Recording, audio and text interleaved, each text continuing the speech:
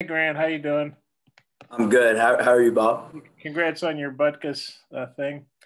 Um, hey, actually, Tom wanted me to ask you a question about, what's Mariota meant to the defense, and do you think that adds, to the rivalry this year? That obviously you got Mizzou coaches or former Mizzou coaches on over at Arkansas now. Yeah, he means the world to this defense. He brings passion every single day.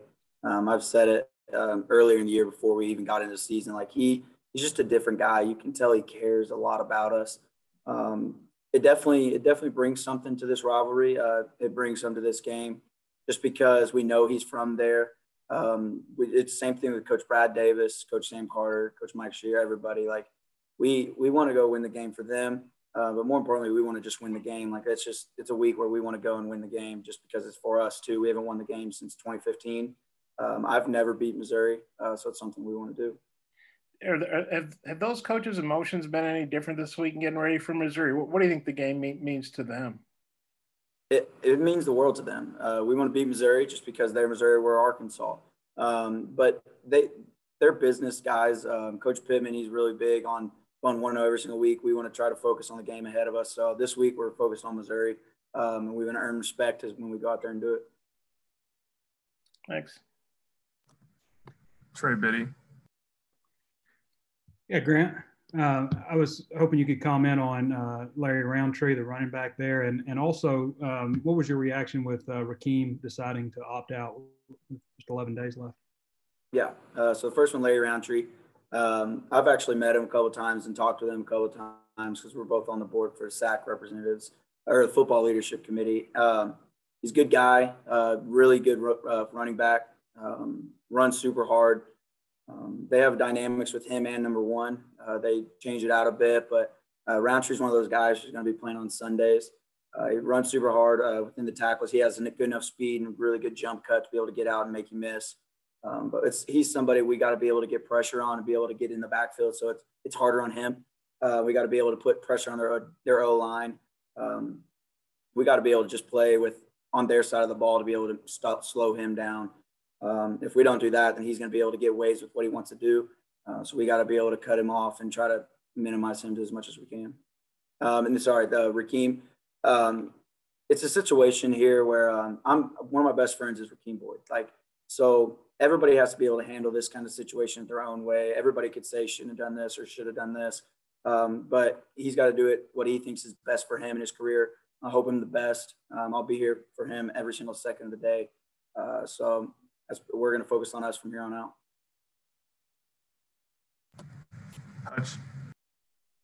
Yeah, Grant, I know you've never lacked confidence, but when you came here as a walk-on, could you have imagined 5 years later being, leading the country in tackles and being a Butkus Award semifinalist? Yes. I hate like people are going to be like, oh, he's too confident. But yes, I'm 100%. You can ask my dad. You can ask my wife now. You can ask probably Brooks Ellis when I was a little redshirt freshman and he was named award watch list for the Butkus. I was like, yeah, I'm going to end up winning that one day, or I'm going to end up being on that thing. I hate it that it was 5 years later instead of two, but I definitely could see this. But I'll tell you right now, it's not for me. The reason why I'm on this is because of 10 people around me. If we weren't winning games, or if we weren't having the defensive standing that we've had, I wouldn't be on that. Jalen Catalon, if he wasn't on that team, I wouldn't have it.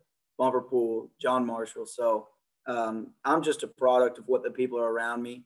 I've been lucky to be put in the spot that I am, but I definitely would have said I'd be on this because I have a lot of confidence in the players around me too.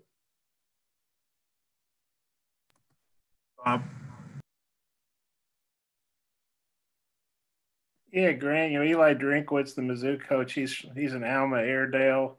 And of course, Rick Jones, your old coach, is over there now. What do you think about that? Does that kind of add a little fuel to your fire? Yeah, definitely. Not the fact that he's an Alma Airedale, but because Greenwood, that's not a rivalry anymore with Greenwood and Alma. But Coach Jones, love the guy. He helped me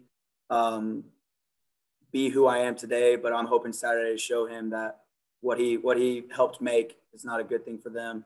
and a good thing for us. So love Coach Jones. Coach Drinkwitz is a good guy too.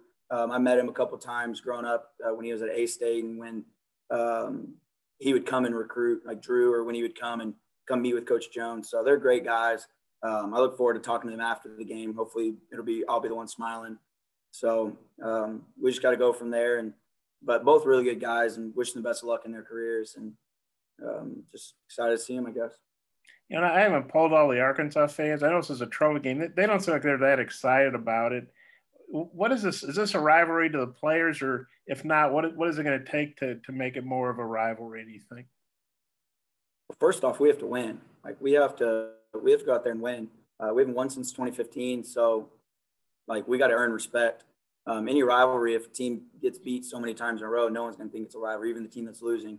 So you got to be able to go have those close games. You got to go have those games where you just earn the respect of the opponent. But for us, we definitely want to win every game. But obviously, we play Missouri every single year. They're our cross division rivalry.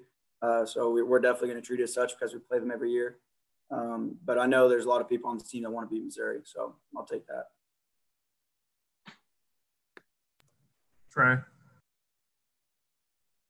Yeah, Grant, I think I already know the answer to this, but I'm going to ask anyway. It's kind of a cardinal sin question to ask you to look ahead, but there's 16 seniors on scholarship that are playing right now. Have you guys entertained the idea of possibly coming back next year, or is that something you just put off until the end of the season? What's your process there? I knew I'd get asked that question here soon. So yeah, definitely. Every single option right now is getting weighed in my head, and I know it's getting weighed in every other person's head. I know there's some that have probably made up their decision already, and there's some that are still on the fence. So for me, it's just I'm going to weigh every option. I have a lot of options, which is good for me, but I wish someone would tell me this is exactly what you're supposed to do to make it easy for me. But it's definitely going to be something that Coach Pittman, he's a great recruiter. And I guess y'all know me, I've never really been recruited. I was kind of the guy who always said, I want to go here, prove you wrong. So I'm just going to worry about it after year or after the season. So I can focus on these couple games. I know that's what everybody else is doing. They're just focused on Missouri right now and just getting a win there. But it'll definitely be a fun offseason. It'll be a different one, I guess, for everybody. Touch. Yeah, Trey stole my question, but I was going to also ask, you're not necessarily like the biggest linebacker or the fastest guy in the world, but what is it about you that enables you to rack up so many tackles and have such a productive season this year?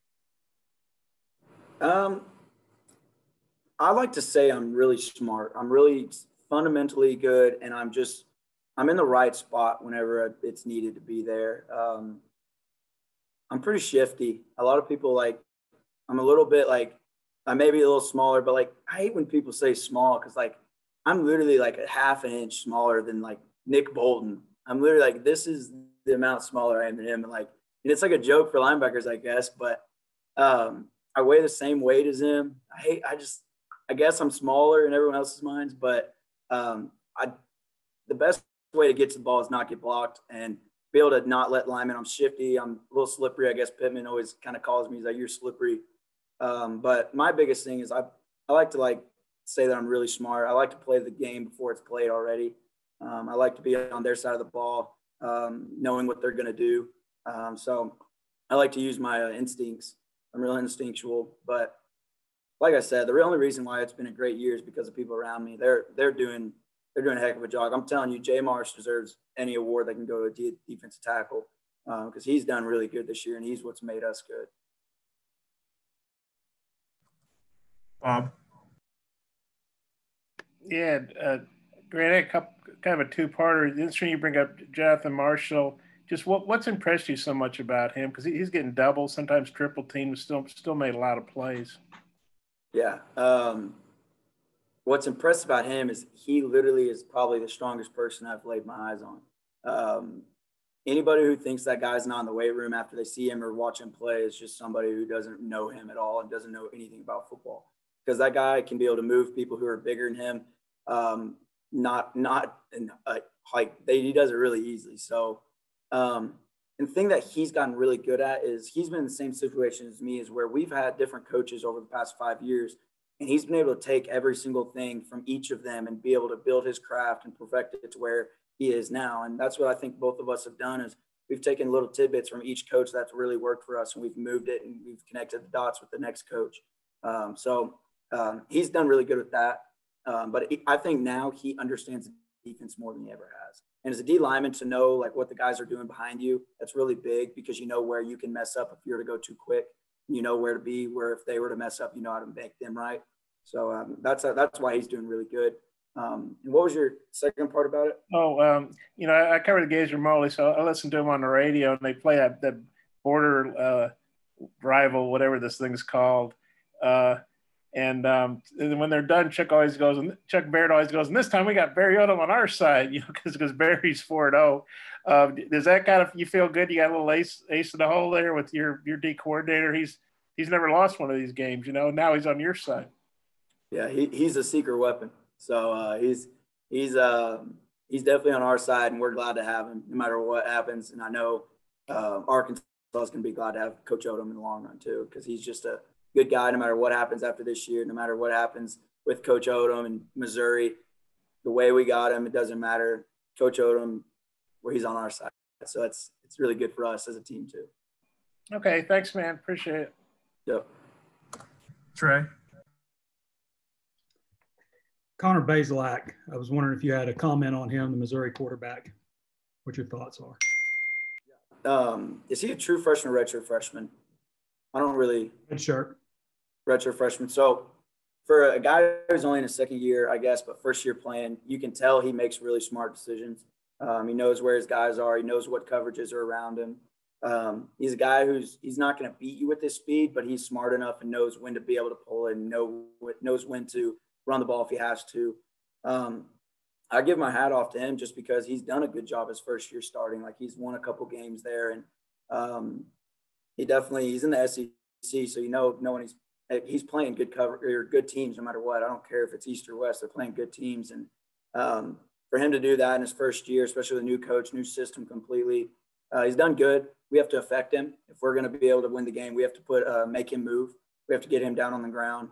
And that starts with the D-line, starts with linebackers. We got to be able to, even if we don't say we rush 3, we got to get 3 hats to the ball with having it. So we got to affect the quarterback and we got to affect him. But he's done a good job this whole year. So we want to be able to affect him big time, but that's pretty much my only comment on him. Anybody have one more for Grant? Hutch? Yeah, just one more. Grant, you mentioned earlier that you would wish that it wouldn't have taken 5 years to be having a season like this for you. It should have been a 2. Was it just a matter of getting an opportunity this year? And what was it like for you having to kind of bide your time for a season like this? Yeah.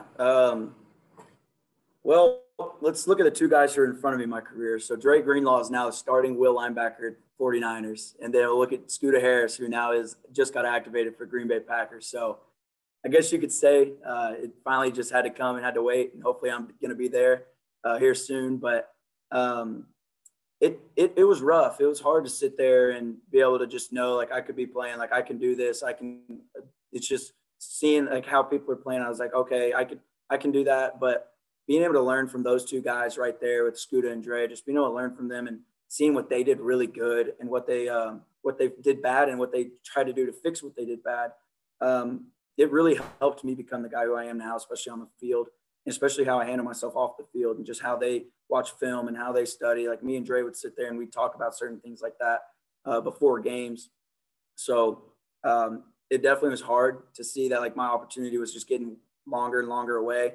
But I wouldn't ask for it any other way. I said that just like, oh, I wish it was 2 years. But at the end of the day, I can't change anything, and I'm glad it's here now. And hopefully we make some more of it this weekend. All right. Thanks, Grant. Yep. Appreciate you. I'm glad you didn't ask me that question before I got on the call that y'all were talking about. Appreciate it, Grant.